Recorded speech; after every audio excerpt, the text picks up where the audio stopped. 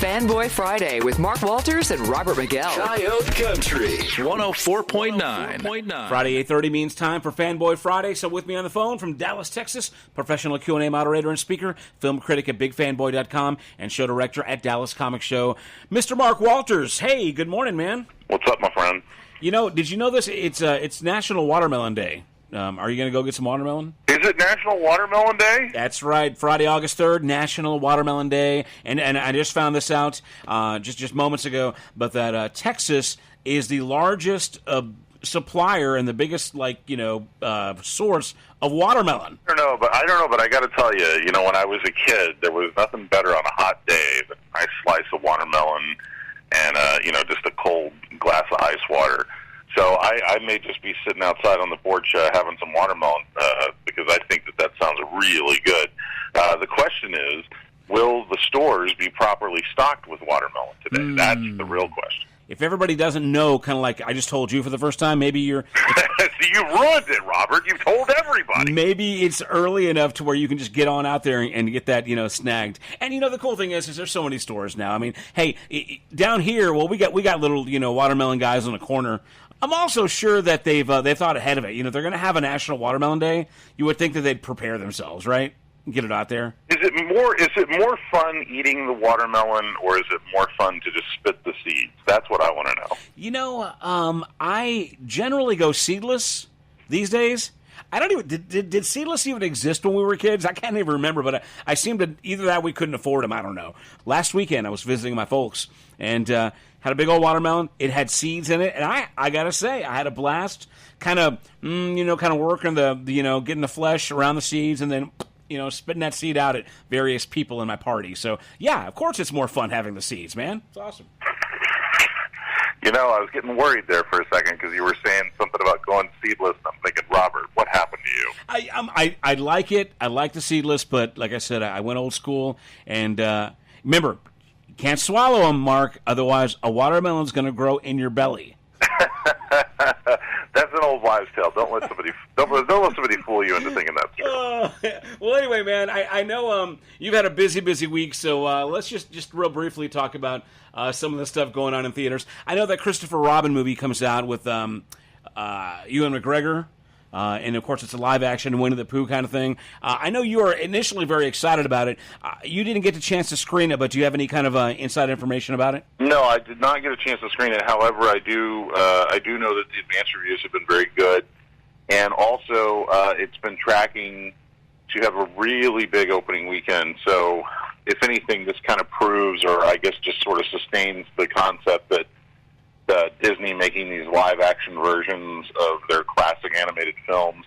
Well, this isn't really necessarily that, but it's a live-action play on one of their classics. And so, I mean, they've been doing a lot of these types of movies lately, and this one is, I think, a really smart kind of clever take on that. In that it's playing off of like the classic animated film, but it's also kind of coming at it from a new approach.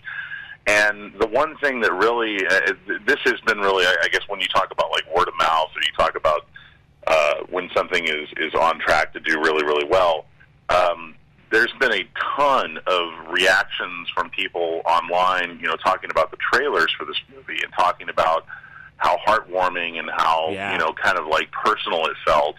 That, when they would watch the trailer, they were actually starting to kind of tear up a little bit. Yeah, and I think it was because of that childhood nostalgia factor.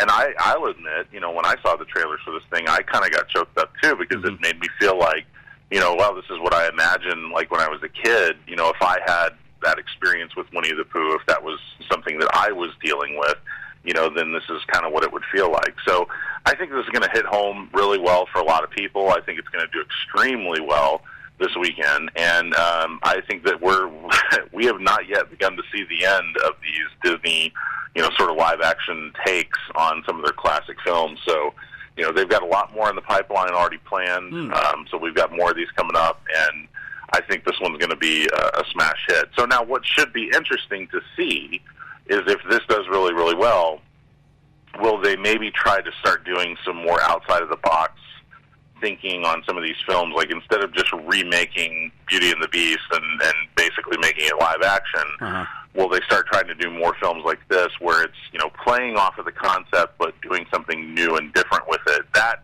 to me is what I'm most interested to see if that comes out of this. Well, I got to say this, though. I think that Ewan McGregor was just inspired casting. I mean, he actually looks like what the animated Christopher Robin, you know what I mean, might grow into. And that's really interesting because, again, we don't have a live-action Christopher Robin. We only have an animated.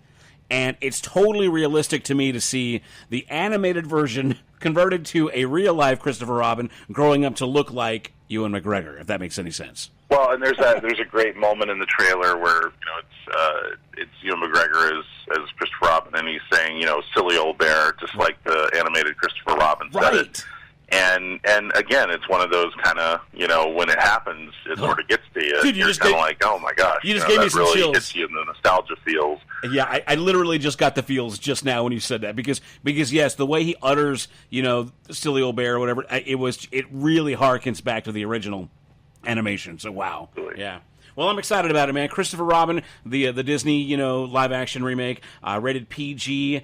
Clocking in at 1 hour and 44 minutes, and it does come out in theaters now. Also, I know you haven't seen it, but I'm interested in this one, and I'd just like to hear your opinion on it. The Spy Who Dumped Me. I've got a thing for Mila Kunis. I mean, That 70s Show is probably my second favorite all-time sitcom behind Friends. I just love her. She's adorable. And then, I forget her name, but that girl from Ghostbusters, right? She's the other one in there? Kate McKinnon from Saturday Night Live, yes. So what's your take on that? I know you haven't seen it yet, but how are you excited about that? What's the buzz on that one? Well, I mean, you know, it's hard to say. I'm kind of with you. I like Mila Kunis a lot, and I think Mila Kunis is really good when she does comedies because Mila Kunis has kind of become sort of the female version of, like, you remember when Steve Martin is in Planes, Trains, and Automobiles playing the straight man, and, you know, up against John Candy or something like that, or when you see those kind of movies where you have, like, the one actor playing the straight man and the other one playing the goofball. Right. And I think Mila Kunis has kind of found that niche in playing that character with, like, the Bad Moms movies and also with this.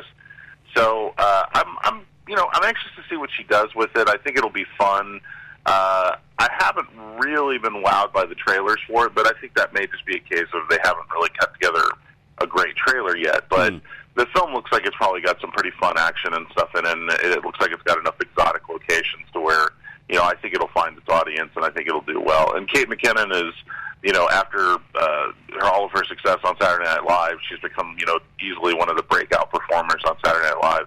I think that, you know, that alone will help, you know, kind of give it the comedy cachet that it needs. So I'm cautiously optimistic about it. I think it'll be okay. But yeah, we'll see. So far, like I said, the trailers haven't really wowed me, but that's not to say that that's the end of the, you know, road for the movie itself. So. All right, again, that's The Spy Who Dumped Me. Comes out in theaters today. Rated R. Clocks in at 1 hour and 56 minutes. So at least you're going to get your money's worth as far as time goes. So that's really kind of a slow week. What you got going on the website, bigfanboy.com? Any cool trailers, releases we need to check out? Not too terribly much this week. It has been kind of a slow week, and as you know, I'm dealing with. I've had a leak in my apartment, so I've been dealing with that most of the week. However, we did get a couple of new trailers this week. The new Mark Wahlberg film, Mile 22. Ooh. We saw a new trailer for that. I think that's coming out like in a week or so. We also got a new trailer for Sony's Venom, which really shows a lot of the Venom character in this trailer. Like, a lot of people had complained how the first trailer didn't show Venom at all. The second trailer only showed it for, like, you know, the last shot, just kind of gave you the money shot at the end of the trailer.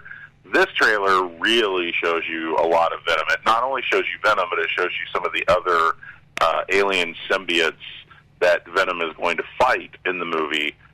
So there's going to be multiple characters with that Venom alien symbiote on them. And so, yeah, if you're a fan of that character, if you're a fan of the Marvel comics, the Venom comics that have been coming out, you're definitely going to want to check that out, and that's up at bigfanboy.com. And then the only other thing I guess that's really worthy of note was a couple of movies that are in production right now. There's a new Terminator movie coming from Paramount Pictures where Linda Hamilton is returning as Sarah Connor and looking great.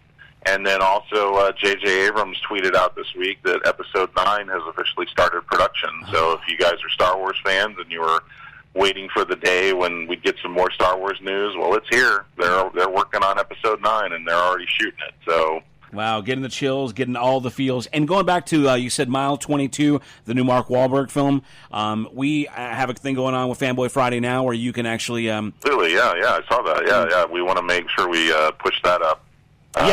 Tell people about we're giving away passes, right? Yeah, August 15th at Santico's Bijou in San Antonio. We got a premiere screening for the San Antonio, Southwest Texas area. So just go to the Robert Miguel page or the Fanboy Friday page on Facebook and print out your pass. Pretty cool deal. So yeah, and let me tell you something. If you guys, if you don't know about this film, Mile 22. I mean, this is Mark Wahlberg and Peter Berg directing, and every time these guys get together and make a movie, it's always something worth checking out. I mean, you got Lone Survivor. You know, you've got what is it? Not Event Horizon. What am I thinking of? Deepwater Horizon. Oh yeah, that was Deepwater great. Horizon, yeah. Which is a really great film. And then Patriots Day. These guys are making some really. They're knocking out these awesome films. And so I think this is going to be a really cool film. And if you're a fan of the movies, the Raid movies. Iko Uwais is also in this movie as well, the guy who's the main star of the Raid movie. So I think this is going to be a really cool flick. All right, man. Well, thanks again, Mark. Oh, yeah, real quick, did you manage to get any more content up from your San Diego Comic-Con experience? No, not yet. We are working on it, and we will have some stuff up there soon. But just a lot of stuff to go through, right? Yeah, the first thing we're going to do is we're going to kind of post a little bit of a photo recap on our Facebook page. We'll have that up over the weekend, and then we'll probably have most of our articles posted by next week. Again, we're just we're dealing with some kind of craziness on this end, so we'll get that posted shortly. Well, man, I hope your week gets better, man. You just take it easy today, and then grab yourself a big old slice of red, cold watermelon, sit on that porch, or watch Return of the Jedi, whatever it is you do, man. You just enjoy your weekend, okay? Thanks, Robert. All right, so once again, let's give it up to professional Q&A moderator and speaker, film critic at bigfanboy.com, and show director of the Dallas Comic Show, the one and only Mark Walters. Thank you, sir. Have a great weekend. Thanks, bud. Fanboy Friday with Mark Walters and Robert Miguel. Coyote Country 104.9.